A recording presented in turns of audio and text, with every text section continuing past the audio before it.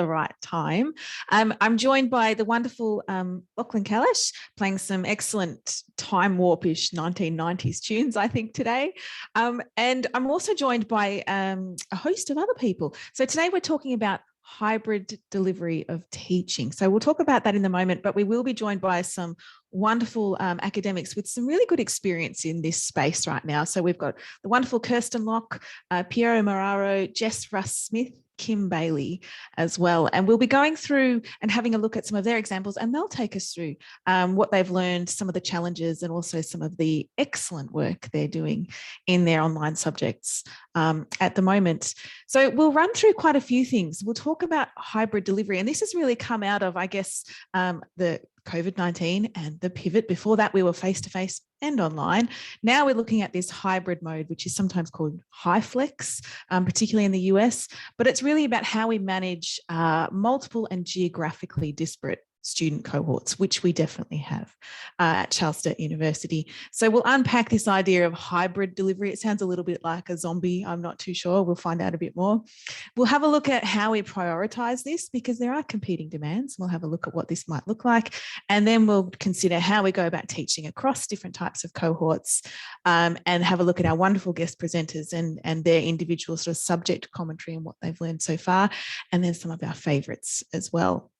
So Lachlan, what can you tell us about this hybrid delivery of teaching? I was going to say zombie again, but I don't want that to catch on. So what is this hybrid delivery? I feel some mornings it probably has a lot to do with zombies, Prue. But anyway, look, I probably, just to provide a little bit of scaffolding around today, is that the intention is that as part of the PD program that we run each session, that we get as many teachers, practitioners, peers, etc., to share their experiences in delivering across, countries in some cases, time zones, and all the rest of it, online, offline strategies, and start making that part of our general way forward every session. So it's not the end of the conversation today, quite the opposite. We'd like to talk more and more with our teachers about what they're trying to do, what's working, what's not working.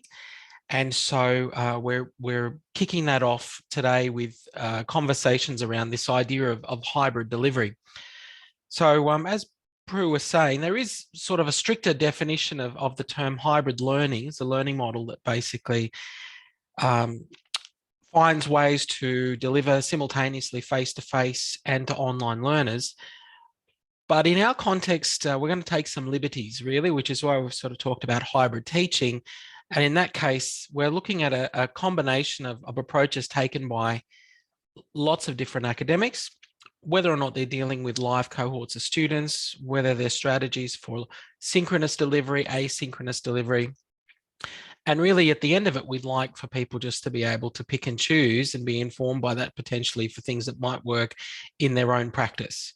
So you're not going to be presented with a single model or a list of things that you must do. But what we're hoping is that along the way, you've identified some things from your colleagues that you might like to incorporate into your own teaching potentially.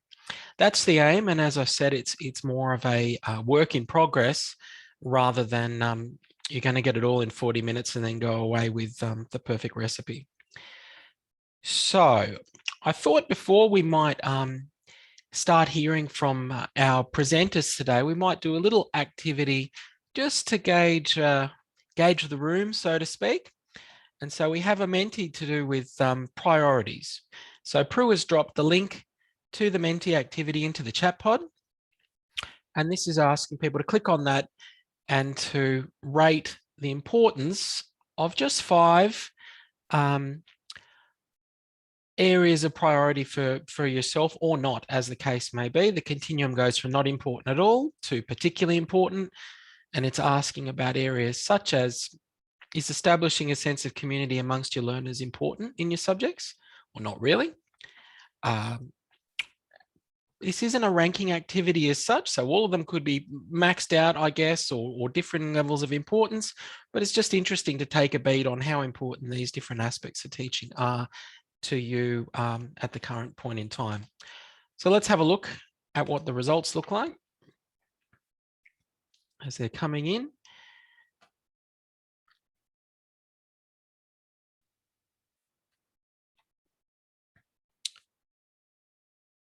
can see that as a general rule, most of the themes identified there seem to resonate quite strongly with people. Establishing a sense of community at the moment is the highest in terms of average. I find that an interesting one to unpack, obviously, because we often struggle with that in an online context, how we get students feeling like they're part of a community. But certainly some of the presenters today will be talking about that as part of their strategies. And whether or not, obviously the ones which are, I suppose, are relatively obvious, you want to avoid duplication of work. So quite often we have discussions around merging of subject sites, which some of you may or may not do. And one of the main benefits of merging subject sites, obviously, is to avoid duplication. So there's a fairly obvious connection to that one. All right, so thank you for taking part in that activity. Are there any of the points that are on there that anyone would like to comment on, particularly as their pet peeve, or perhaps the thing that they focus on the most out of anything else? I'm happy to chat on that for a moment before we kick into things. Anyone at all?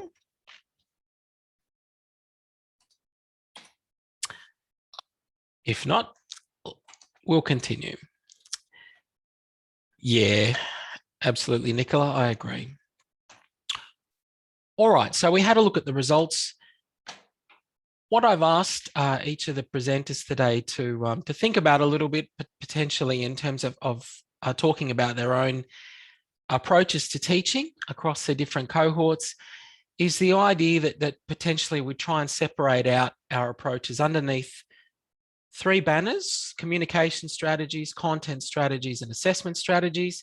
And of course, that ties in with some of the sessions that we've run in recent weeks looking at the online teaching plan tool that now sits within the professional learning hub. So we're quite happy to share the link to that throughout the session today, but that's where we're going with this, is that if you can identify different aspects of teaching that are shared today underneath one of those categories, and you'll probably be able to find prompts within the online teaching plan tool that will help you think about that with your own delivery. Thank you, Prue. And in the context of today, particularly in our learners, we're really thinking about where they're located, when they're accessing their learning. This is the whole synchronous, asynchronous conversation, why they're there. So whether you've got pragmatic students or those that are there for an absolute lust for learning, that whole traditional nostalgic idea of enrolling in university study because they desperately want to learn about a particular area or have a passion for a particular field of knowledge, as opposed to those that are there for the piece of paper and get me out of here as quickly as possible. And all of these points, in theory, contribute to our decisions about how we approach teaching. So with that in mind, I think I'm going to talk firstly on behalf of one of the subjects who, unfortunately, Ruth and Amy couldn't be with us today, but they have given me a few points about how they run ESL 173.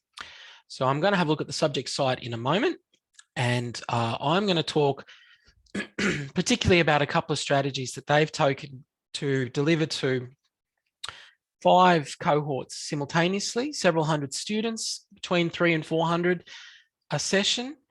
And it's part of the Pathways program. So if you're familiar with those subjects, they have large numbers of students essentially transitioning into university study without having a background in academia, of course.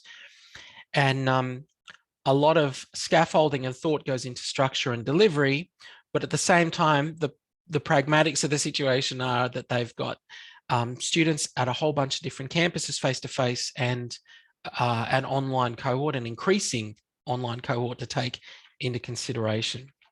So if we open up ESL 173, I have some notes from Nicola that I'm going to pass on.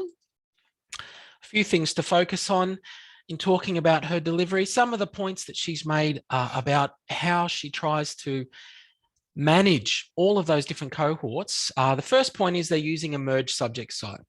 You'll hear a number of presenters today talking about their use of merge sites or not, but essentially they've got 400 students, 5 cohorts, online, etc., all coming through the one subject site, which means that the content is consistent across all cohorts. They don't provide separate module content for different cohorts of students, all through the one place.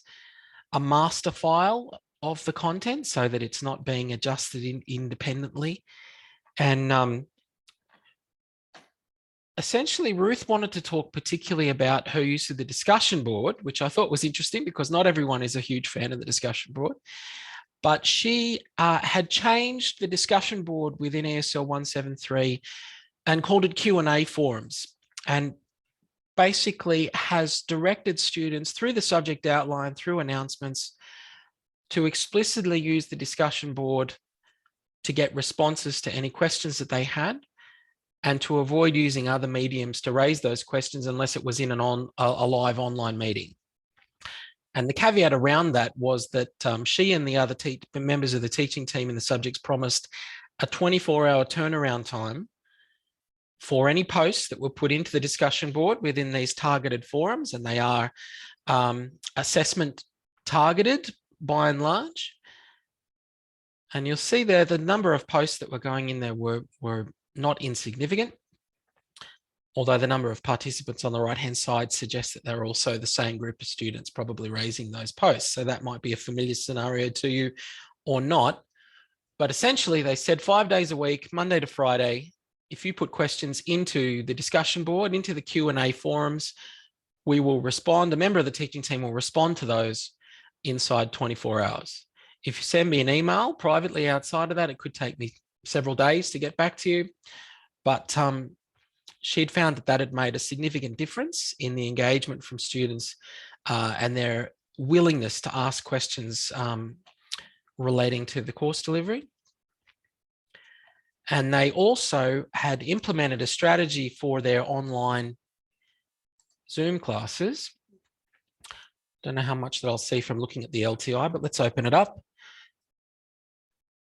Where they always had co-pilots in their Zoom sessions. So essentially you would have someone delivering content and a co-pilot or facilitator handling chat. And essentially it's almost like 2 meetings were going on at the same time, according to Ruth.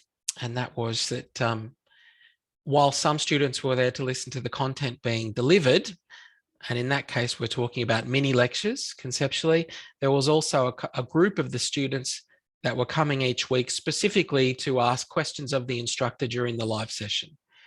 So there were always 2 presenters in the Zoom sessions. Now that might not be a luxury that you have in your teaching team, but it was certainly one that they utilized. And you can see that the actual Zoom meeting room, I probably make a few comments just looking at this myself as an observer. The labeling at the moment for this probably needs work. It's not really revealing to me who these sessions are intended for or what they're for, whether they're targeting assessment, whether it's a weekly tutorial, whether it's for particular purposes, etc. And the way that we accomplish that is through, when we set up the meetings in the schedule, that they have a title that's reflective of that. But you're always able to go back in after the fact and change your recording titles. So that's just a reminder for people, you probably are aware. If the recording sitting inside the cloud recordings tab of this tool is not really revealing from its title, but it has a definite purpose, go into the Zoom portal in the back end in charlessturt.zoom, go into your recordings and change the name, and it will sync back into the LTI so that it has a title that is specific. Into your recordings tab was the point I was getting at. Okay. If you have any questions about any of the things that I'm talking about today and you want more detail, do talk to me directly. The last thing I'm going to talk about before I hand over to Kirsten and Jess from School of Indigenous Australian Studies is a point from Ruth about, team meetings. If you're in a teaching team of more than one person, the importance of having team meetings at least once a week to split the workload and obviously establish ways that you're not going to duplicate what the other is doing, and who's covering what material, whether it's live, whether it's through online meetings, whether it's announcements that are going out. She said that it was particularly important, and they've got 6 members in their teaching team, so I can understand why that might be particularly important. So I've just spoken a little bit about Ruth's subject on behalf of her, but I'm going to hand over to some of the experts in this case. And I'm thinking, Kirsten, would it help if you share your screen rather than me share mine? Yep, that'd be great. Thanks. No problem. All right, I'll stop sharing. By all means, keep the questions coming in the chat, etc. And there are plenty of other facilitators in today's session to speak with you as well whilst the presentations are going on. Okay, thanks, Lachlan. I'm here with Jessica Russ-Smith, who is our newest academic in the School of Indigenous Australian Studies, who's only been here, I think, for around 6 weeks. Is that right, Jess? Yep. And Jess is actually convening IKC 101 at the moment. So Jess, jump in if I forget anything or you have anything to add as, someone new to the way we're working in the school. So IKC 101 is a large subject. It's got just under 600 students and the sites are merged. Like Lachlan was talking about, we've got 457 in Dubbo online, and working with them, there are 3 non-sessional staff members. Then we have Port Macquarie internal with 18 students and a sessional staff member. Wagga internal, 74 students with 1 non-sessional and 1 sessional. And Bathurst, 36 students, 1 non-sessional staff member. So we're a range of sessional and non-sessional working together. This is a first year foundation subjects, and there's students from a huge range of courses from equine science to graphic design. Really, it's a foundation subjects for most of the courses in the university, except for some health ones. So this is our subject site. I'll just show you quickly. The first thing that happens is the convener does a site orientation video, and in there they speak specifically to the fact of letting the students know that it's a mixed cohort and that we've got really clear, we hope, and we get better each session, clear ways of communicating with them. So orientation, and then we use announcements for messages to communicate with all students across the whole subject, and then we use email to communicate with the specific groups. So in Dubbo Distance, we have 4 online groups where students choose what group they want to join based on the tutorial time they want to attend. So they self-select in the first week, and if they don't join, we put them in one at the end of that. There's a fair bit of swapping around. I'll just go on to groups. So there's a fair bit of swapping around for the first week or 2.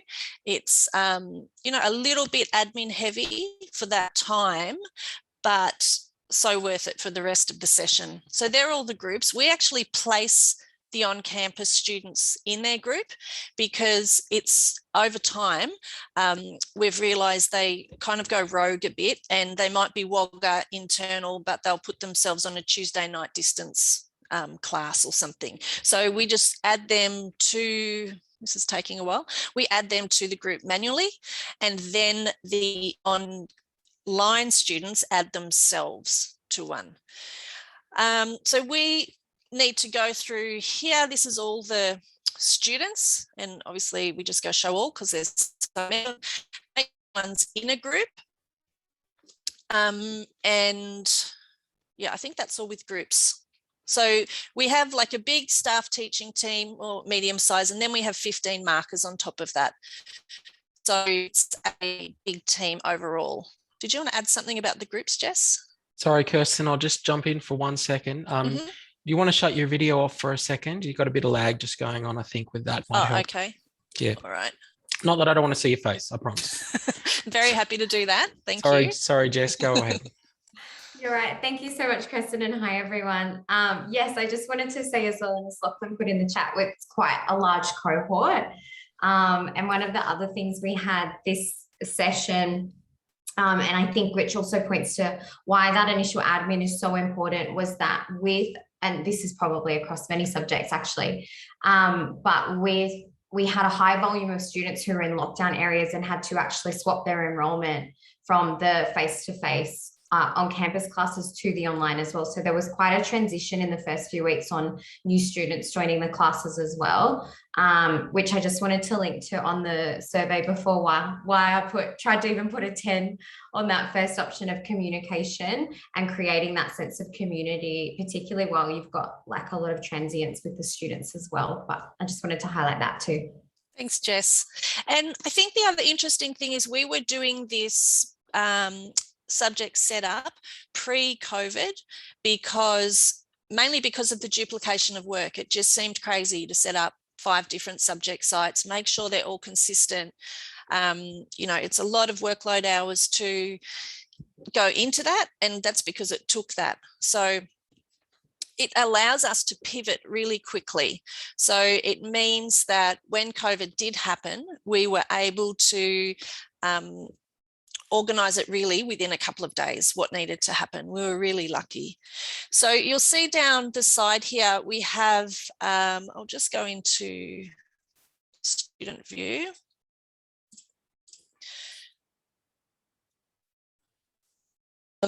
Academic contacts. So if the students are on Wagga campus, they can just go in and get the details about their specific group, and then they access their groups through this tab.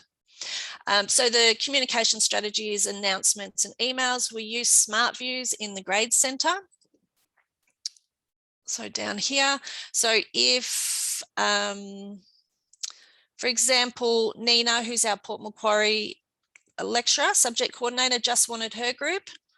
Oh, that's because I'll just go back and exit that preview.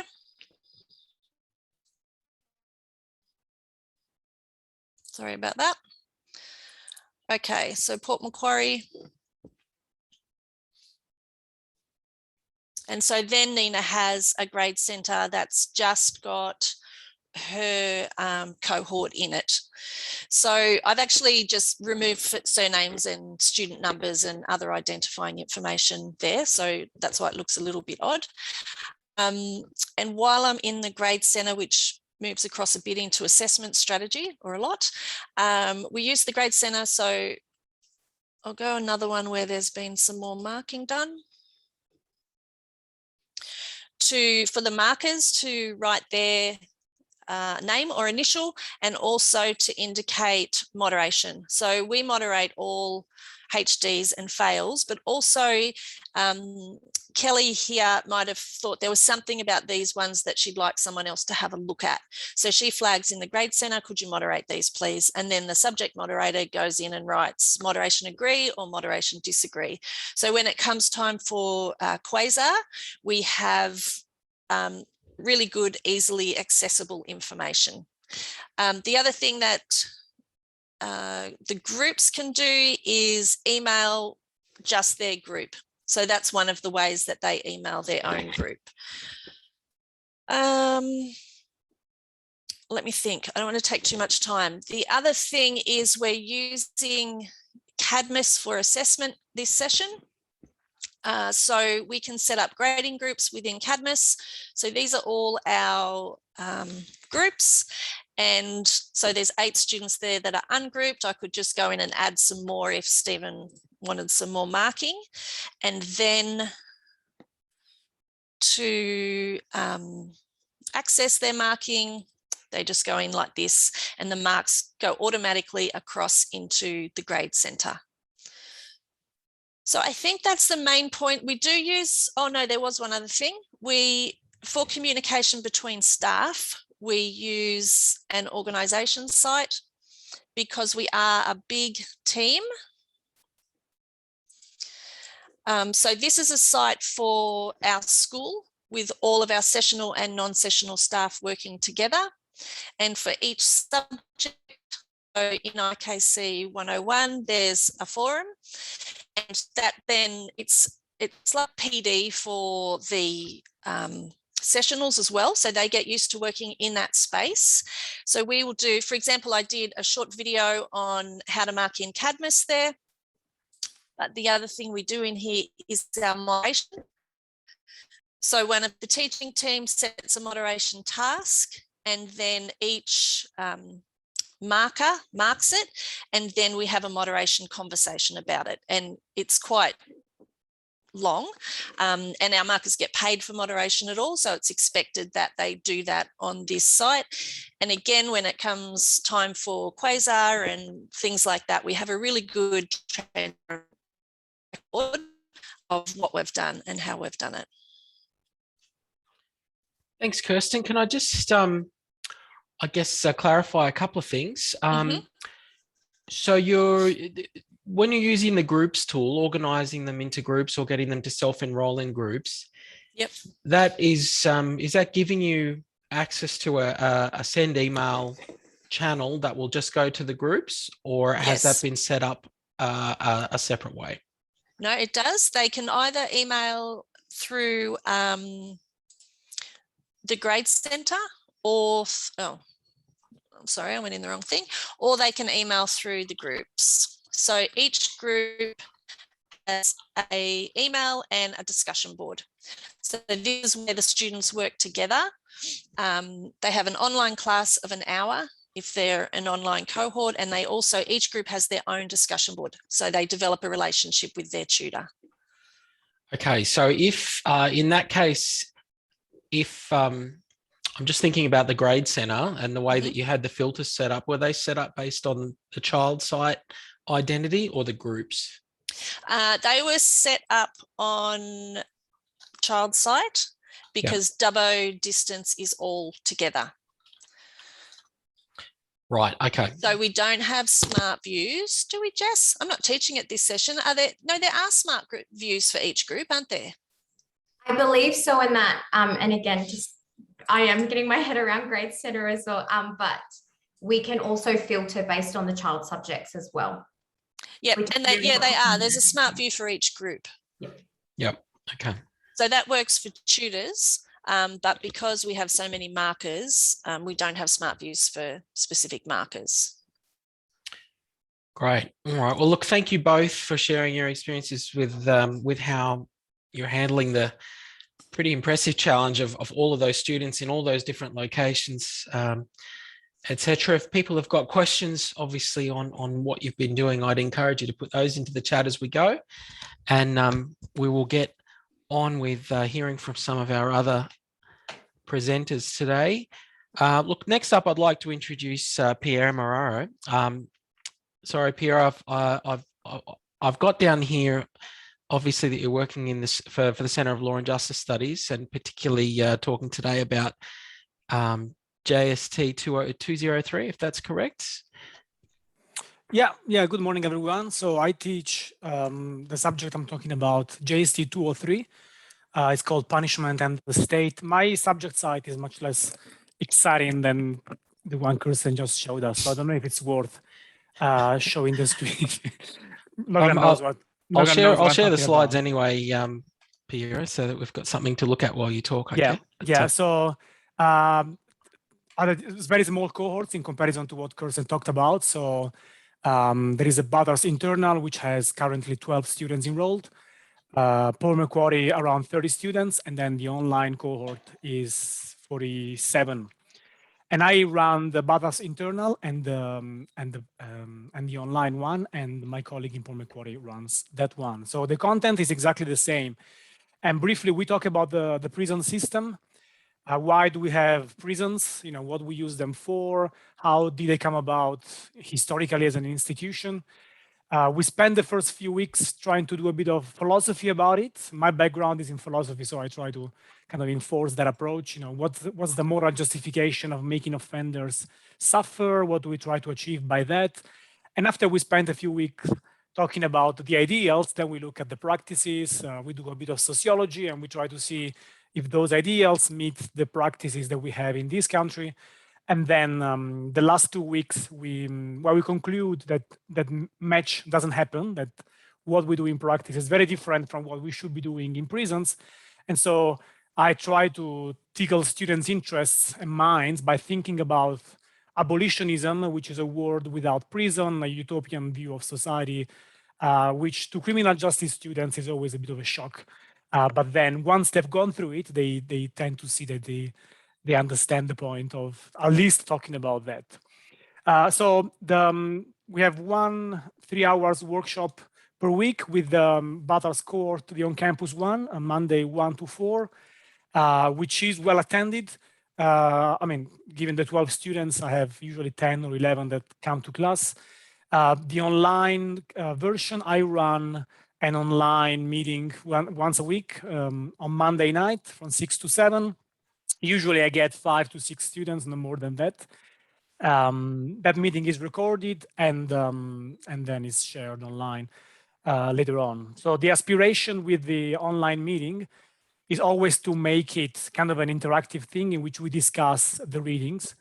But usually students don't tend to do the readings beforehand. So it tries to turn into a lecture in which I try to extort students' participation. And that works normally with the ones that turn up because they are the ones who are more interested. So we have an interactive lecture. I think that's supposed to be the idea. Paul Macquarie has the same format, 1 weekly 3-hour workshop run by Luis Sicard. In terms of communication, so of course with the on-campus students, I see them once a week. I send a weekly announcement to the internal cohort or the online cohort with reminders. Today we have our meeting. This week assessment number 2 opens. Check this source in the news this week about something that happened in prison. And I encourage students to email me directly if they need to talk to me urgently. Although the forum is there, and I always encourage them to share some of their thoughts on the forum, but it tends to be quite silent. And the last thing that I want to say is in terms of assessment. So in terms of marking, by the way, I do all the marking for my cohorts, except the last one, which my colleague in Paul Macquarie does as well. So we don't have big issues of coordination in that sense. And when it's moderation time, we just email each other some of the samples and we try to tick the box on moderation in that way. We've been working together for quite a while, so we know each other pretty well. One difference between the two offerings, the online and on campus, is in the assessments. So the online version has 5 assessments. The first 3 are shared samples of assessments. Yeah, thanks, Logan, that's what I meant. The first 3 are online quiz, multiple choice quiz for the online cohort. And then there is the 2 major assessments, a written essay and a final test. And I should have said this subject has gone through the Indigenous Board of Studies, the IBS. So it's part of our, it's part of the Bachelor of Laws and Criminal Justice, the Indigenous content. And so assessment 4 is part of that IBS component, and both offerings share it. So the online version has these multiple choice quiz. In the on-campus version, I try to have more in-class based assessments to encourage students' participation. And I've just heard yesterday from a colleague of mine that I am notorious among students for doing that. So I take it as a compliment, but I don't know if it's a compliment. But I fly from WA to teach, so I want to teach to some people, some human beings. So I have we do a weekly test in class with the on-campus cohort. And then we do presentations, which are great because students get marked also for how they answer questions from the class. And so it kind of encourages their peers to ask questions, knowing that then when the turn comes, they will have to answer questions as well. So, and then they have the IBS component essay as well for the internal cohort and the final test. So the last 2 assessments are the same for the online and the on-campus cohorts, but the online cohort has the multiple choice quiz, while the on-campus one has these in-class assessments. And I think that's all from me. I have a few questions, Pierre, if I can, and I'd encourage anyone else that has any also to either put them in the chat or pipe in.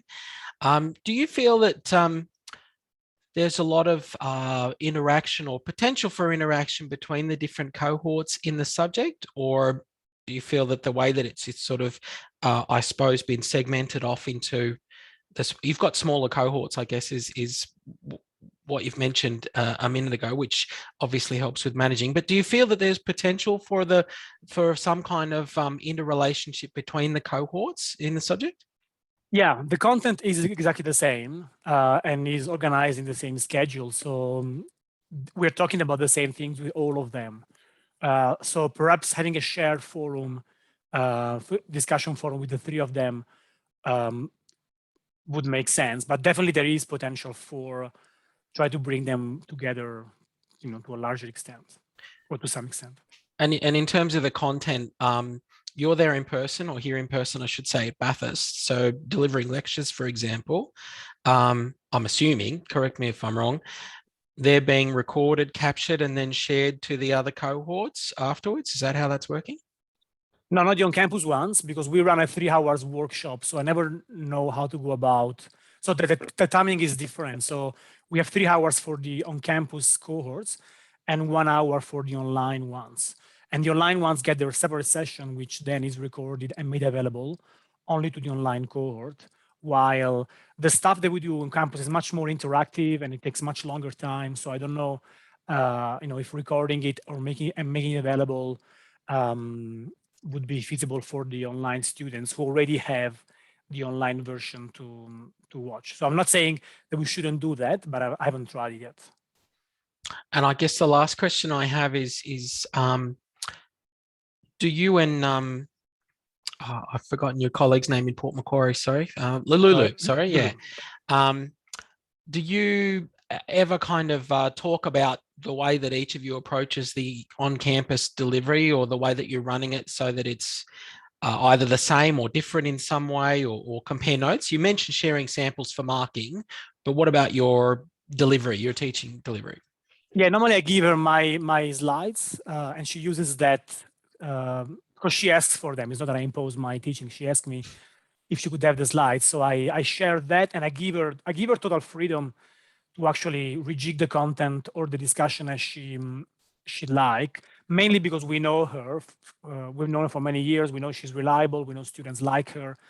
And so we kind of follow a common script, but then so she does the same thing. She has the presentations in class. She has the in-class test at the end.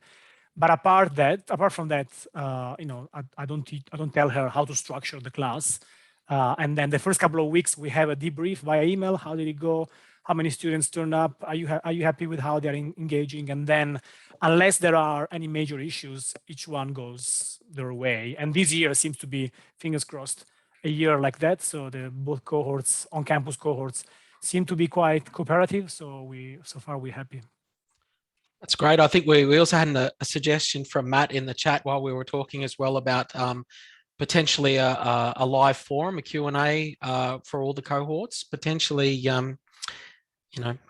once a month or something, where it might be an opportunity to work on that community aspect that we talked about earlier across the cohorts, which might have some legs maybe. But thank you for the suggestion, Matt. And thank you very much to Piero for sharing his own experiences with JST 203. Look, next up, I would like to introduce Kim Bailey, who is a frequent flyer in our professional development sessions, and we're very appreciative of that fact. And I'm going to hand over to Kim as she talks us through some of her strategies in subjects within the Bachelor of Laws. So thank you, Kim. Well, good morning. Thanks, Lachlan. Yes, I guess just to give you a bit of context about what we're looking at in the Bachelor of Laws subjects, we are a 3-year online degree. Our students are very typical of the CSU demographic in that they're often mature age, working full time and geographically disparate, so they're all over Australia. The degree's always been online, so we didn't have the fiasco of having to get everything online when COVID hit, so we're very fortunate, I suppose, but we've had to think very carefully about how we teach and our strategy for teaching, because teaching online is very different, obviously, to face-to-face, particularly in content-heavy subjects like a law degree. Our cohorts are increasing, which is a lovely problem to have. Generally, we'll have one lecturer per subject, one convener, have anything from, in third year subjects, 60 students on average, to first year subjects where we have 150 students on average. The marking is usually coordinated between 5 people who we're responsible for coordinating, but all of the teaching is done by the one lecturer. So the content, the communication strategy, and the assessment strategy is all driven by the one convener or lecturer. So what I might do is share my subject site and show you what it looks like. That might be probably the best way. I'm going to share with you Law 114. So in terms of our communication strategy, it's very much informed by the teaching strategy and I guess the narrative that is going on beneath the subject in terms of what I'm trying to do with assessment and how I'm going to help them work through the content each week. That is subject specific, and so the teaching strategy will change depending on the subject and also depending on the year cohort. So there's a lot more scaffolding and communication that goes into a first year subject, such as the one that's currently on the screen, as against what I would put necessarily into a third year subject where they probably don't need as explicit instructions.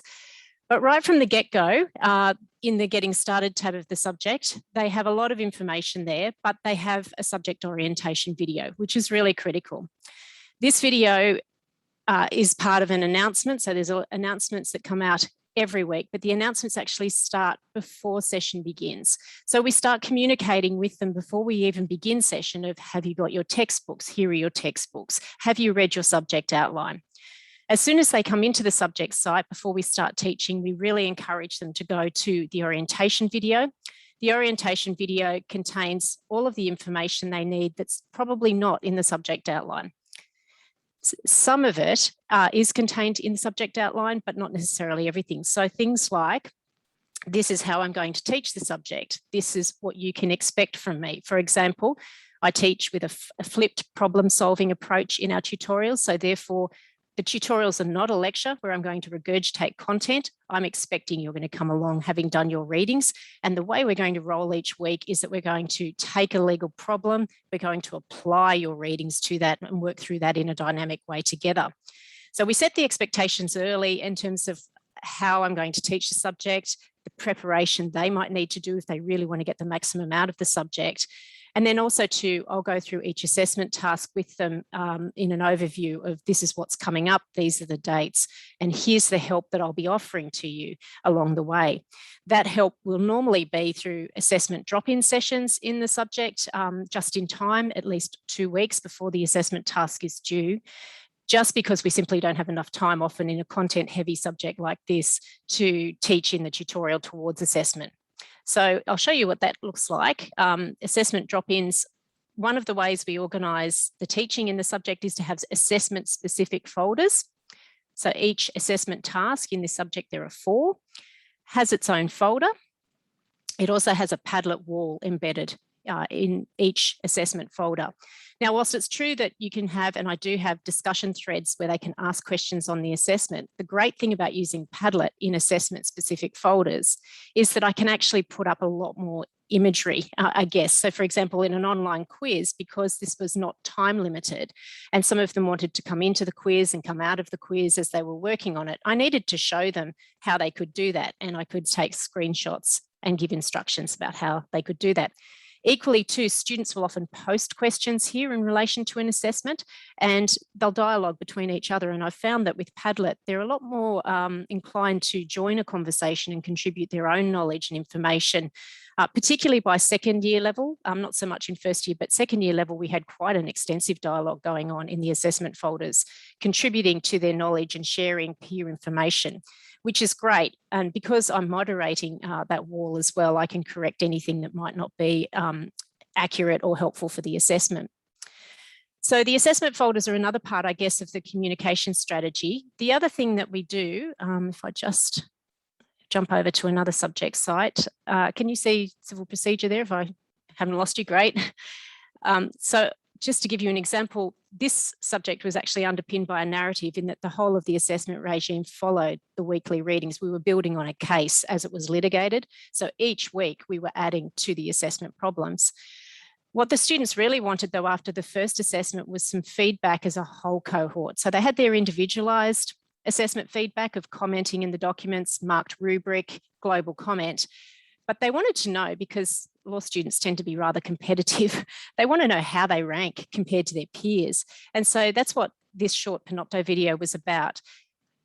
It was actually explaining to them what you did well as a cohort, what you need to work on as a cohort, top mark, lowest mark, median mark in the first assessment. Students really like this because they, as online learners, often don't have a gauge of how they're going, and they like to know compared to their peers if they're tracking okay. So first assessment was really tough. They'd never done this type of a text type. It was on a particularly difficult area of law. And so the median mark was actually quite low, and they were glad to know that because a lot of them were feeling discouraged. So it's a way of actually supporting and encouraging them as well, which we've found to be really helpful. Another thing that we do in terms of our communication strategy, particularly with first years, is that we have a very regular weekly announcement that is informing them not only of what we're covering this week, and that's not regurgitation of readings and material. They know where to go if they want to find their readings, but it's thinking about, okay, here's where we're going this week in terms of our topic. Here's how this relates to your upcoming assessment. And by the way, this is when the assessment's due. Are you thinking about that? And thirdly, here's some information that might equip you in thinking about that and where you're going this week. Part of the strategy in law has been to establish online study groups as well, because in 1 hour of tutorials with them, it's just not enough to get the peer-to-peer learning that we really need. So we've created online study groups using the group tool in Blackboard, very similar to what Kirsten's doing, although we're using it for, I guess, a way of connecting students on an opt-in, optional basis. And we're actually intentionally teaching in tutorials. We can't cover this aspect today, but you might like to talk about these following questions in your study group later on so that we can actually encourage them to continue the dialogue and the learning from each other. We're also using study groups to leverage their assessment preparation by explicitly instructing them in tutorials. In your study groups, it would be okay in this assessment task to talk about these things and to consider together these aspects. What is not okay is if you then write the assignment together or share your assignments with each other. So actually unpacking academic integrity is another part of the communication and teaching strategy in an online context, because although they're meeting together offline and I'm not part of that, I need to make sure they're working with integrity, and I also need to be quite explicit about what that looks like. In this subject too, because it's first year, we've also been trialing something this year, which is really exciting, which Lachlan and Beck Atchison have been helping me with, and that's this idea of a weekly study guide. It's actually getting a lot of traction with the students, and I'm really pleased. And that is actually setting out for them, blow by blow, here's what we're doing this week. If you want to succeed in this subject, it is content heavy. Here's what you have to do this week, and use it like a checklist. Tick off your to-do list. And if you do this, you should get through the subject and you should be right for your assessment. Within that checklist too, you'll see that they've actually put aside some time to discuss these application problems with your online study groups. And I'll also point them to particular things that will leverage for assessment, and also particular things that might actually help them prepare towards the next assessment that's coming up. We'll also explain to them how their weekly learnings relating to their assessment tasks that are coming up, so that they can see, well, you know, the point of doing this week's learning is that I'm building towards assessment number 2 or 3 or whatever it might be. So helping them make those connections quite explicitly has been really beneficial to the students. Lachlan, was there anything else you wanted me to talk about or show? Oh, look, I'm rapidly replying to questions about your study groups, etc., in the chat pod at the moment. I think more than anything else, that the subject really, as well as the other law subject you were showing, the focus really is on explicit clarification around expectations. So that comes back to the teacher being very forthcoming, and this is what I will provide in this scenario, and this is what you can expect from me week to week, when it's going to happen. And vice versa, this is these are my expectations of you, and correlating that to progression through the subject. And that has had significant success as a result. As Kim's pointed out, that some of those strategies may have more traction with first year students, for example, or students that haven't yet established their own regular study routines, patterns, etc., that explicitness. But I think what we've seen really is that they, apart from being obviously habitual after you develop those patterns, is that there is a level of engagement that we seem to witness after that first year and in subsequent years. They form those groups, and we have had such difficulty over time, and I think a lot of people would agree on this, in getting peer-to-peer engagement happening in our subjects. It's the feedback that we get consistently, particularly with online cohorts, that it is challenging to get students to engage in that way. But we haven't ruled it out yet. I think that there are a number of strategies that people are trying. We want to keep talking about the ones that are working, the ones that aren't working.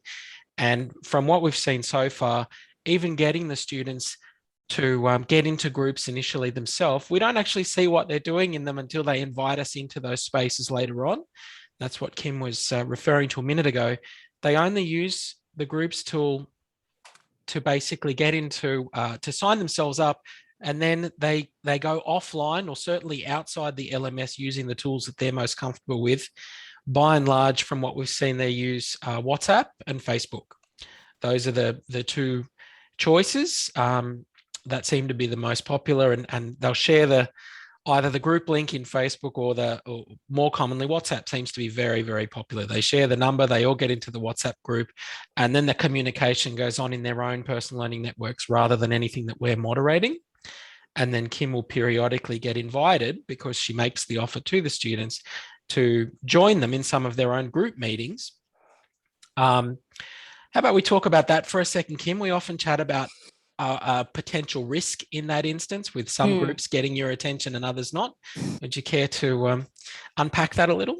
Yeah, it's a bit of a debate Lachlan and I have been having with each other, but I think this is an optional opt-in situation for online learners, because online learning is isolating, specifically if you're geographically disparate as well, which a lot of our students are. And then you add COVID into the mix and they're in lockdown as well. So just to give you an indication, SES surveys showed peer-to-peer learning in 2 of the subjects I've used study groups in, prior to study groups hovering around the 42 to 47%. After study groups, 81% peer-to-peer learning. That's the difference these groups have actually made. So I think there's probably a research paper in there, but anyway, it really has actually tangibly made a difference. About 40% of the cohort avail themselves of this opportunity. Not everybody is into the study group community. It works for some, it doesn't work for others, and that's okay.